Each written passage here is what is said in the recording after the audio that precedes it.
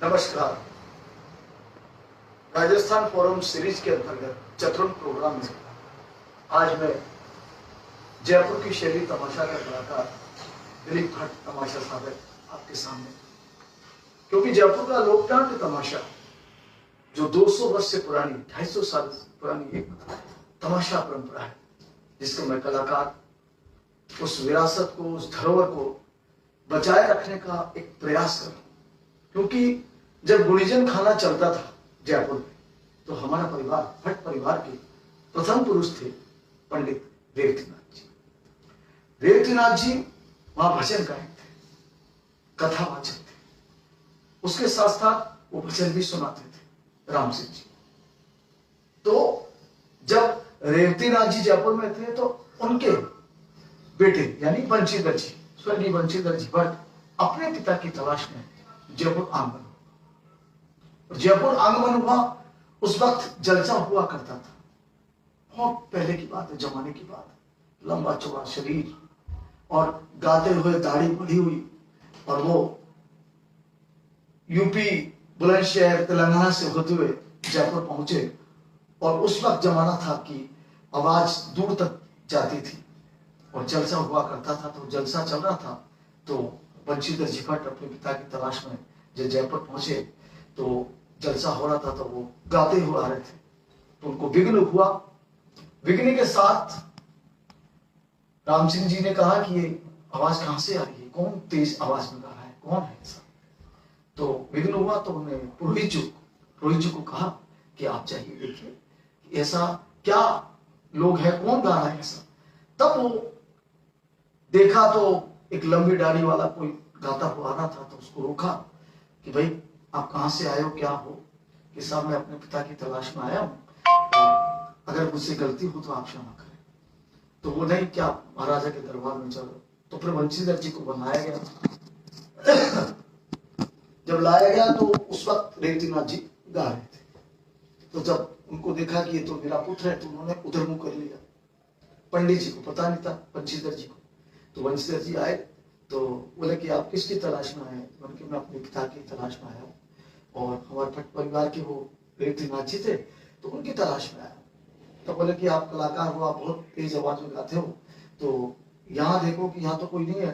तब उन्होंने बंशीधर जी को कहा कि आप भी कोई रचना रचो। तब उन्होंने देखा कि यहाँ कोई गाने वाला है, आप पहचानते हैं उनको, नहीं। तो उन्होंने उधर मुंह कर लिया था। तो जब बंशीधर जी आए तो उन्होंने देखा ये तो मेरा बेटा है, अगर ये आ गया तो मेरी नौकरी जाएगी। तो उन्होंने कहा कि आप भी कोई ऐसी रचना रचो जिससे लोगों का मनोरंजन हो। जब जयपुर का लोकनाट्य तमाशा बंशीधर जी ने रचा था, और वो शास्त्रीय संगीत पर तमाशा आज भी भट्ट परिवार, जिसमें कहते हैं पंडित रेवतीनाथ जी, उसके बाद स्वर्गीय बंशीधर जी भट्ट, जिनको दानी श्रोमणी कहा जाता है, उसके बाद ब्रजपाल जी भट्ट, जिनको लाला जी कहा था, लाला जी के बाद फूलजी मन्नू जी भट्ट, और उसके बाद मेरे पिता गोपी जी भट्ट, और उसके बाद मैं दिलीप भट्ट, और मेरा परिवार सचिन हर्ष भट्ट। ये परंपरागत शैली चली आ रही है, जो एक परंपरागत शैली, एक विरासत है, एक धरोहर।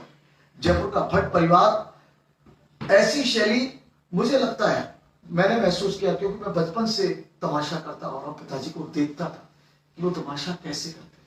तमाशा करना आसान नहीं है, तमाशा को समझना, राग रागनियों पर काम करना, तमाशे को याद करना, और उसके बाद 8-8, 10-10 घंटे तमाशा चलता।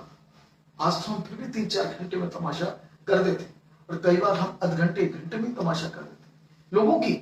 लोगों की भावना, लोगों को जागरूक इन चीजों से किया जाता था। क्योंकि ये कथा हमारे उस वक्त लिखा था गोपीचंद भरतरी, जोगी जोगन, राजा हीर, झुट्टा मियां, और भी कई तमाशे हैं। मैंने 3 तमाशे अपने पिताजी के साथ की, और ये शैली ऐसी शैली की शास्त्र संगीत पर है। गायन, भाव, रस, अभिनय, संवाद और इन्वॉल्वमेंट, जिसको कहते हैं एक भावात्मक शैली है, वो है जयपुर की लोकनाट्य शैली। ये लुप्त नहीं हुई है, गुमनामी के कगार पे था जब तमाशा, जब गोपी जी ने, मैंने देखा आज से करीब 30-35 साल पहले, जब गोपी जी अकेले खड़े थे तमाशा करने, क्योंकि ये तमाशा शैली ऐसी है कि जब तक भाई बंधु साथ ना हो तमाशा नहीं हो सकता। गोपी जी ने अकेले तमाशे को सींचा। जब मैं उनको देखता था, दुबली पतली काया के धनी जब तमाशा करते थे तो मैं छोटा सा था, उनको देखता था कि वो कैसे तमाशा करते हैं। अकेले तमाशा करना और तमाशा के साथ साथ उस परंपरा को, उस विरासत को कायम रखना। और उस वक्त जमाना यह था कि पेट की भूख जरूर ऐसी थी कि शाम को तमाशा कर रहे हैं, सुबह का ध्यान नहीं, कल का ध्यान नहीं। तो लेकिन तमाशा को ओढ़ना, तमाशा को बिछोना, ये गोपी जी का तमाशा था। ऐसा ही तमाशा मैं उनकी विरासत को बचाए रखने का एक प्रयास कर रहा हूं, क्योंकि मैं बचपन से तमाशा देखता हुआ। पिताजी जब कहते थे कि मैंने बेटा तमाशा ऐसे किया है, तू भी तमाशा को बचाए रखना, और उन्होंने मुझे सिखाने का प्रयास किया। और मैं भी अनभिज्ञ रहा कि मैं उनसे पूरा सीख नहीं पाया। उनको देख करके, उनको सुन करके, उनके भाव को देख करके, उनकी लगन को देख करके, उनके संघर्ष को देख करके मैंने तमाशा अपनाया और उसको सार्थक करने का प्रयास कर रहा हूं। पहले तमाशे साल में एक बार हुआ करते थे। आमिर में हुआ करता था, ब्रह्मपुरी में छोटे अखाड़े में तमाशा हुआ करता था, और वो छोटा अखाड़ा यानी होली के दूसरे दिन हुआ करता था तमाशा, दूज के दिन। चैत्र के अमावस के दिन गोपीचंद भरतरी का तमाशा होता था। वो आमेर के अम्बिकेश्वर महादेव के मंदिर के प्रांगण में होता है। आज भी ये परंपरा कायम है, लेकिन उस परंपरा को निभाने का जो भट्ट परिवार काम कर रहा है, बहुत सी शैलियां, लेकिन एक शैली जयपुर की जो लोक नाट्य शैली तमाशा है। लोक का मतलब लोगों के बीच, नाट्य का मतलब अभिनय, संगीत का मतलब शास्त्रीय संगीत, और सब चीजों को मिलाकर के एक तमाशा निचोड़ा है। वो है जयपुर का लोक नाट्य तमाशा। लेकिन उसमें अगर गायन ना हो तो तमाशा नहीं, क्योंकि हमारा परिवार जब बच्चा जन्म लेता है तो सच में वो जन्म से ही तमाशा करने का प्रयास करता है। हमारे बच्चे, मेरा हर्ष, सचिन छोटे से बचपन में थे जब वो तमाशा करने लगे थे। मुझे याद है कि वो भी 5 साल छोटा, 6 साल का था जब वो तमाशा डांस करता था और मैं उसको सिखाता था। 3 पीढ़ी तमाशा कर रही थी, गोपी जी भट्ट, दिलीप भट्ट, सचिन भट्ट, और ऐसे 3 पीढ़ी तमाशा देख रही थी। यह परंपरागत पीढ़ी दर पीढ़ी परंपरा चली आई। लेकिन जब तक तमाशे में संगीत ना हो तो तमाशे का सार नहीं आता है, तमाशे को समझ नहीं आता। मैं तमाशे की वानगी आपको सुनाता हूं जो आपके सामने पेश है। राग आसावली जौनपुरी, गोपीचंद भरतरी का प्रसंग है। मैं आपको सुनाता हूं जो हमारे पिताजी कैसे गाते।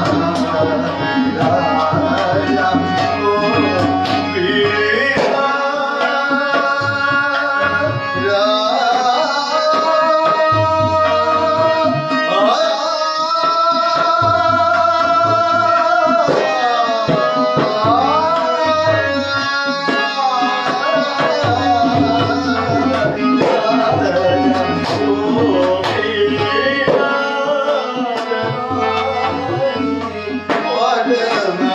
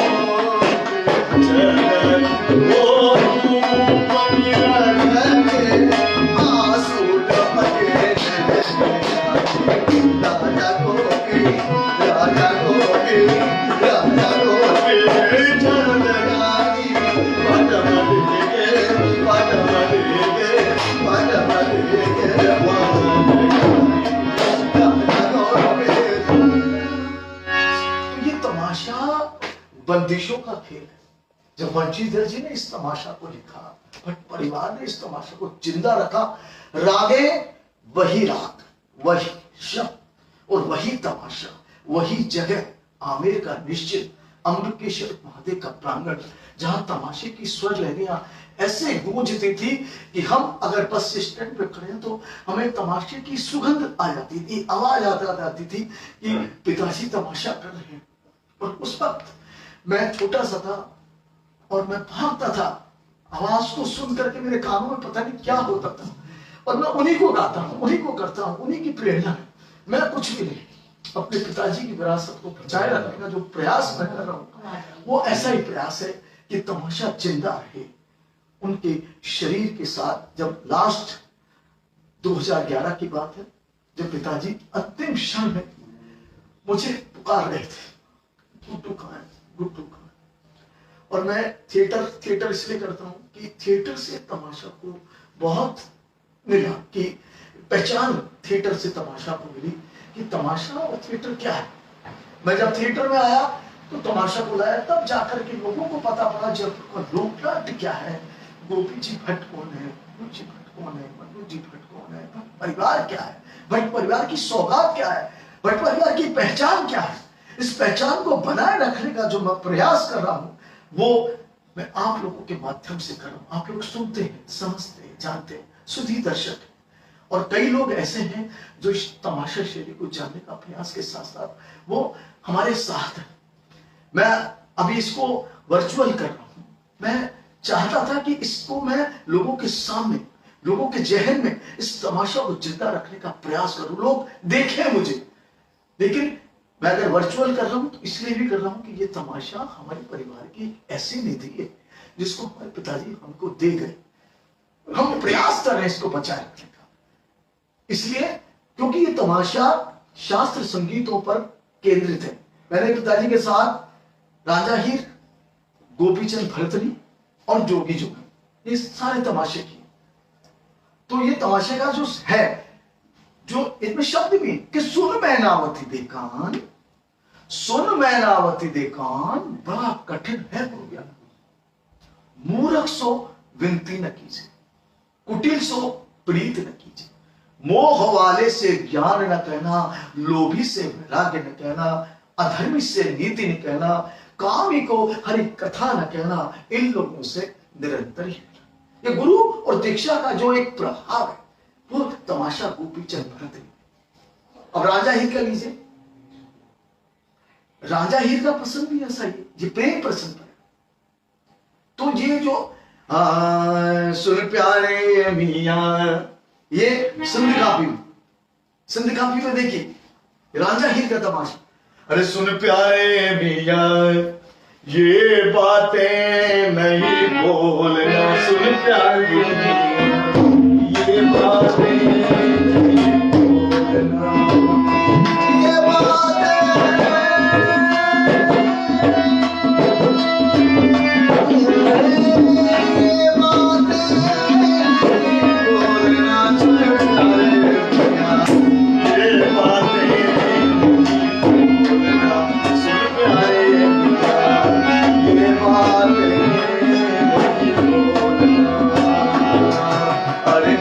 किनारे तट विराजे नूर परिवार, नदी किनारे तट विराजे नूर परिवार, हरा दुपट्टा नाजुक छतिया प्यारे को दिखलाती, हरा दुपट्टा नाजुक छतिया प्यारे को दिखलाती,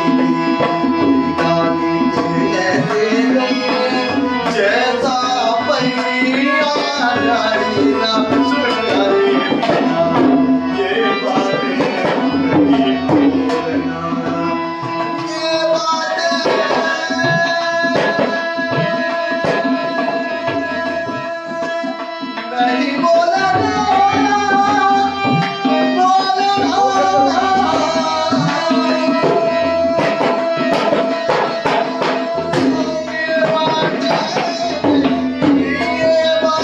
Yeah.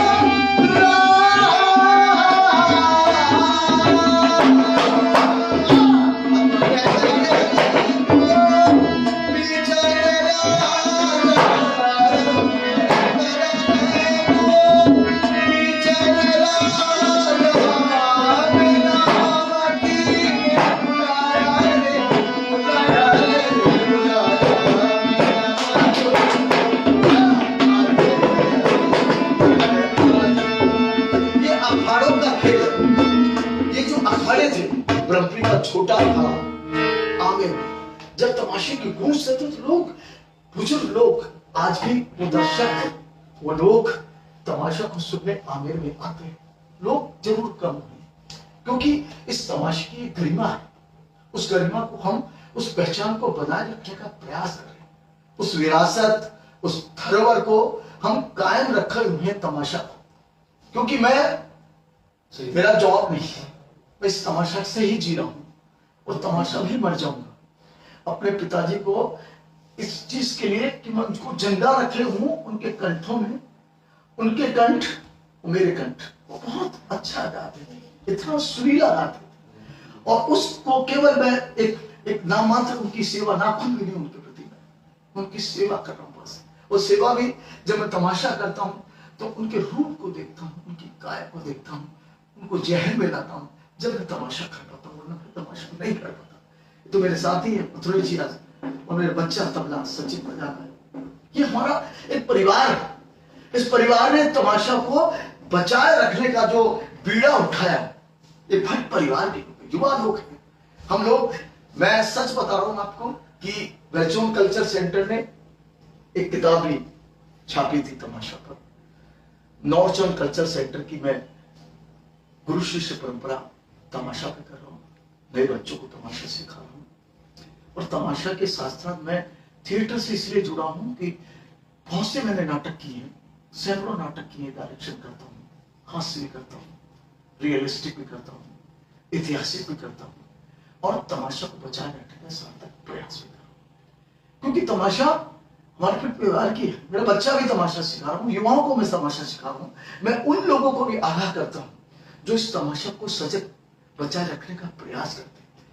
मैं उन लोगों को कहता हूं तमाशे के लिए, बचाए रखने के लिए बहुत जरूरी है हेल्प, बहुत जरूरी है सहायता, बहुत जरूरी है कि हमारे, जब जिसको कहते हैं आग, जो पेट की आग है, वो एक प्रलोभन से ही बुझती है।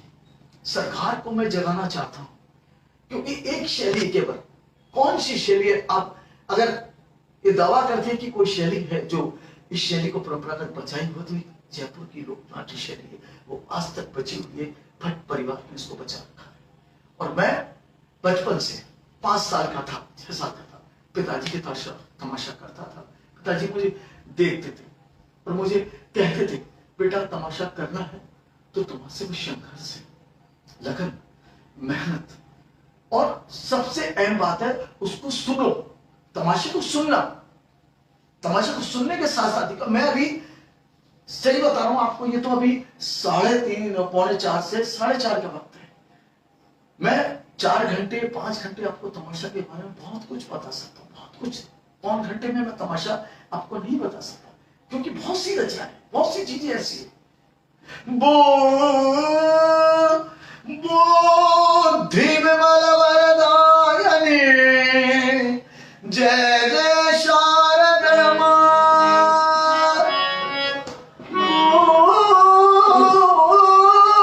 बुद्धि विमल वरदायिनी, जय जय शारद मां। हां सवाहनी चंद्रमुखी, वीणा पुस्तक हार, जटा जटा मुकुट सिर सुर चरी, लोचन ललित लसार, योग ज्ञान वैराग निधि, निज भक्तन प्रतिपाल। आदेश हेरिया देश बाला, लक्ष्मण जगिया बाला, बाला बाला,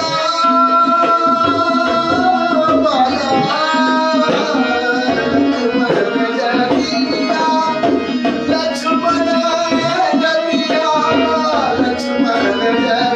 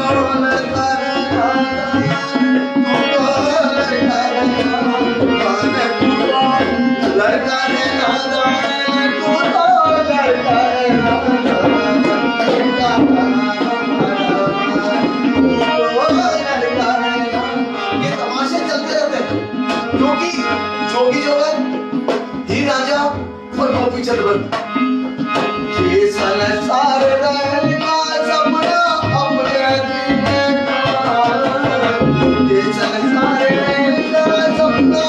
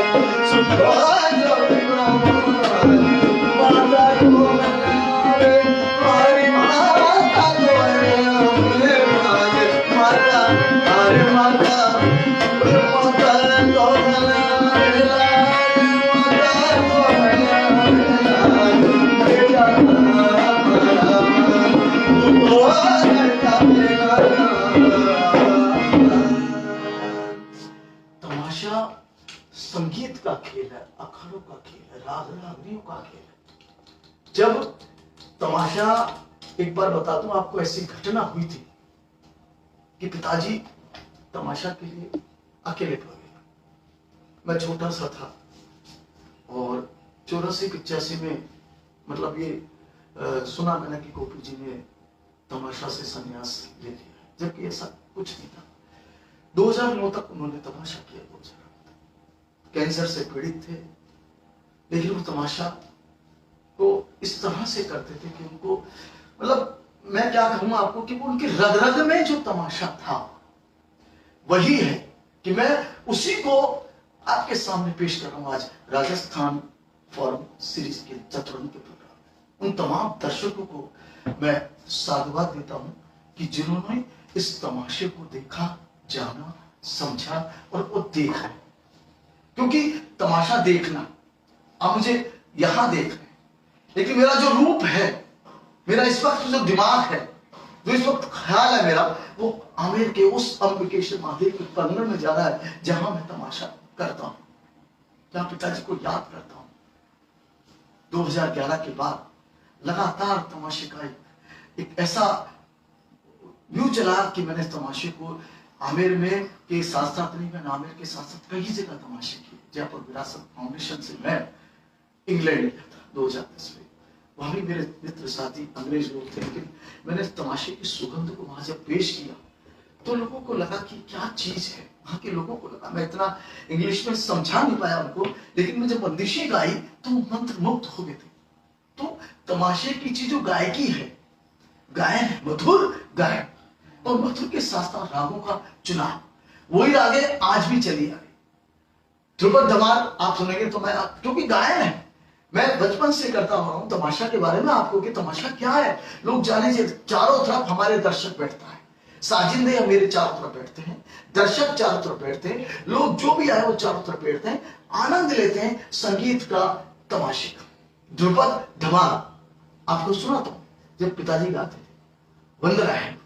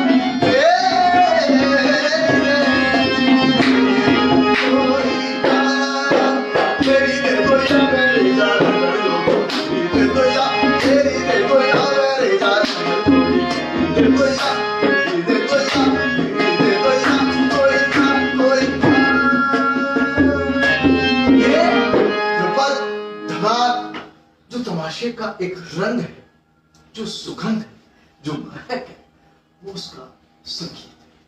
क्योंकि भट्ट परिवार इस शैली को आज भी कायम रखे हुए हैं, कंठों में समाये हुए इस तमाशे को। हम सोते हैं, जागते हैं, बोलते हैं, सुनते हैं, रहते हैं, नींद लेते हैं, जगते हैं, तमाशा में जगते हैं। क्योंकि मेरा जीवन तमाशे का एक ऐसा रूप बन गया है कि मैं 24 घंटे में 8 घंटे या 6 घंटे सोता हूं, तो मैं दिन भर यही कहता हूं कि मैं तमाशे का क्या करूं, कहां ले जाऊं, कैसे करूं। क्योंकि इसको वो औधा, वो जगह अभी तक तमाशे को नहीं मिली जो मिलनी चाहिए। क्योंकि तमाशा एक ऐसी चीज है, क्योंकि बिना प्रलोभन के तमाशा जिंदा कैसे रखूं मैं। ये तो गनीमत है उन लोगों की जिन लोगों ने मुझको तमाशे को देख करके अगर जिसको कहते हैं कि आशीर्वाद देते हैं, तो वो उनका बहुत बड़ा आशीर्वाद। बड़े बड़े ओहदे पर लोग बैठे, बड़े बड़े, लेकिन तमाशे की अगर सेवा करनी है तो इस लगन से सेवा करो। मैं उस लगन से ही सेवा करता हूं तमाशे की, और कर रहा हूं और करता रहूंगा जब तक जिंदा हूं। जब तक जिंदा हूं तमाशे को अपने कंठों में समाये रखने का प्रयास करूंगा अपने बच्चों के साथ। मैं बच्चों को भी सिखाना, क्योंकि ये शैली क्या है कि जब तक मैंने इसको अपनाई, मेरे बच्चे अपनाएंगे तो ये परंपरा चलती रहेगी, ये विरासत, ये धरोहर बची रहेगी। वरना मेरे तक ये तमाशा खत्म हो जाएगा। लेकिन मैं नहीं चाहता कि तमाशा खत्म हो, क्योंकि अगर मैंने पिताजी को प्रण दिया है कि मैं जिंदा रहते तमाशा करूंगा, तो मेरे बच्चे भी इसका प्रयास करें। अभी तबले पर मेरा बच्चा सचिन था, हारमोनियम पर मथुरा जी थे हमारे, बहुत पुराने हैं, 20-25 साल से वो तमाशा देखते हुए आ रहे हैं, अपनी सेवाएं देते हुए आ रहे हैं। और मैं दिलीप भट्ट एक तमाशा साधक हूं और साधना कर रहा हूं, और इस साधना से ही इस तमाशा शैली को बचाए रखने का प्रयास कर रहा हूं। क्योंकि तमाशा, मैंने बताया ना आपको कि ऐसा रूप है। मैंने कई जैसे नाटक जिसको कहते हैं, हरिराम आचार्य जी का एक नाटक था अग्नि परीक्षा। नेशनल स्कूल ऑफ ड्रामा जब मैं गया तो मुझे ये कहा गया कि आप जयपुर की शैली तमाशा के कलाकार हो, तमाशा मर जाएगा आप तो आधुनिक थिएटर आ जाएगा। तो मेरे लिए वर्कशॉप जयपुर में उन्होंने लगाई, 91-92 की बात है। लेकिन उस वक्त मैं इतना समझता नहीं था। लेकिन नेशनल स्कूल ऑफ ड्रामा में मुझे अगर उसमें एडमिशन दे देता तो उस तमाशा को मैं कहां पहुंचाता, सीख करके, जान करके, और वहां तक पहुंचाता जहां तमाशे को पहुंचना चाहिए। लेकिन जो भी उन्होंने किया जयपुर के लिए, जयपुर वर्कशॉप की, लेकिन उसके बाद उस अग्नि परीक्षा को हरिराम जी आचार्य ने लिखा। आज हरिराम आचार्य जी नहीं है, लेकिन उनके शो को मैंने लाइव 103 शो किए हैं, और वो टोटल तमाशे के संगीत पे था, और टोटल तमाशा मैंने उपयोग किया, और मैं उसका सूत्रधार रहा। 103 शो मैंने लाइव संगीत से किए हैं। और भारंगम जिसको कहते हैं नेशनल स्कूल ऑफ ड्रामा का, रांची में एक शो था जिसमें लोगों ने खड़े होकर के जयपुर की तमाशा शैली का वो सम्मान किया। वो आज मुझे याद है, अजय मलकानी जी थे, वो उस तमाशा को देख रहे थे। वाकई में तमाशा मैंने किया, उस तमाशा को कहते हैं, ये तमाशा है। मैं बाबा तारक नाथ का एक छोटा सा भक्त हूं। वो मुझे एक शक्ति देते हैं, और वही शक्ति अम्बिकेश्वर महादेव देते हैं, और वही शक्ति मेरे पिताजी देते हैं, और वही शक्ति मुझे मेरा परिवार देता है। बस ये परिवार बना रहे, इनका आशीर्वाद बना रहे, बुजुर्गों का आशीर्वाद है, क्योंकि बुजुर्गों की शैली है। फिर बताता हूं आपको। प्रथम पंडित रेवतीनाथ जी, उसके बाद ब्रजपाल जी, वो बंशीधर जी, ब्रजपाल जी के बाद फूल जी मन्नू जी। फूल जी इतना मतलब प्रख्यात, 1936 में तो उनकी एक डेथ हो गई थी। छोटे से पिताजी, हमारे पिताजी छोटे से थे, 5-6 साल। तमाशा की बागडोर सौंप के मन्नू जी के साथ गोपी जी ने तमाशा बहुत किया, फूल जी ने बहुत किया। जलंधर में कॉन्फ्रेंस थी, 8 घंटे फूल जी गाए, 8 घंटे किसे कहते, और बजाने वाला बैठा रहा, उसको पता नहीं पड़ा कि सम कहां है, कहां दो, आलाप में 8 घंटे गुजार गए। तो ऐसे गायक थे फूल जी। उनका नाम था उनके पुत्र थे वो भी भाई। और उसके बाद में मैं केवल इतना जरूर को देख करके कहता था, सीखा नहीं, और सीखता तो मैं भी पता नहीं क्या होता। वही उनकी रचना थी, क्योंकि रंगीला शंभू गोरा ले पधार, हा हा हा रंगीला शंभू। ये लोग कहते हैं, लेकिन बंशीधर जी की रचना है, ध्वनिक श्रोमणी की रचना है, उन्होंने गाई थी राम सिंह जी के जमाने में। हा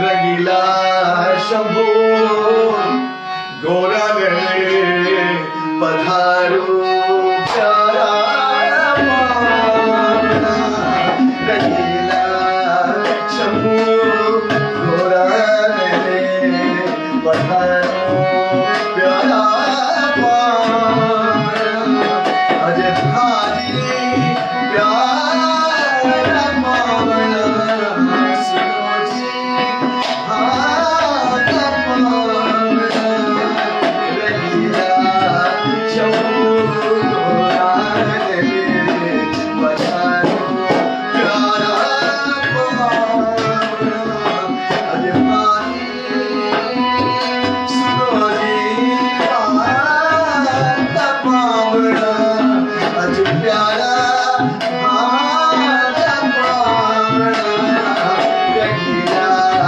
शंभू गोरा ले पधारो प्यारा माना, गानी शिरोमणि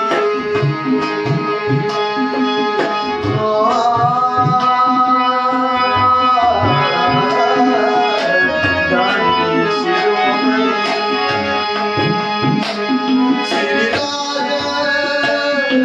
राजेश्वर, गानी शिरोमणि श्री राजेश्वर, राम सिंह भूप संग भावना, राम सिंह भूप संग भावना,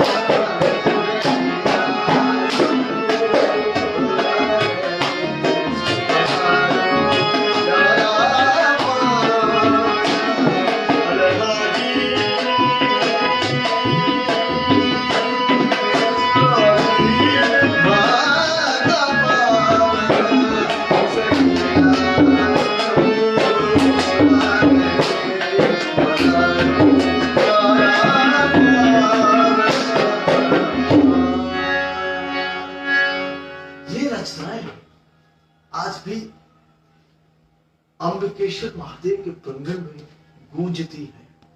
जय हो अंबिकेश्वर महादेव की, जय हो तारकेश्वर महादेव। आप सभी का बहुत बहुत साधुवाद। राजस्थान फोरम सीरीज का बहुत साधुवाद, जिन्होंने मुझे वर्चुअल में, मैं छोटा सा कलाकार हूं इसलिए मुझे वर्चुअल में रखा, उनका साधुवाद देता हूं। उन तमाम दर्शकों का, उन तमाम चाहने वालों का, फेसबुक के चाहने वालों का, मेरे दोस्तों का, मेरे बुजुर्गों का, मेरे बड़ों का साधुवाद, मेरे साथियों का जिन्होंने मुझे साथ दिया। आज मेरे बच्चे सचिन का और भाई मेरे मथुरेश जी का और मेरे परिवार, बहुत बहुत थैंक्स, धन्यवाद।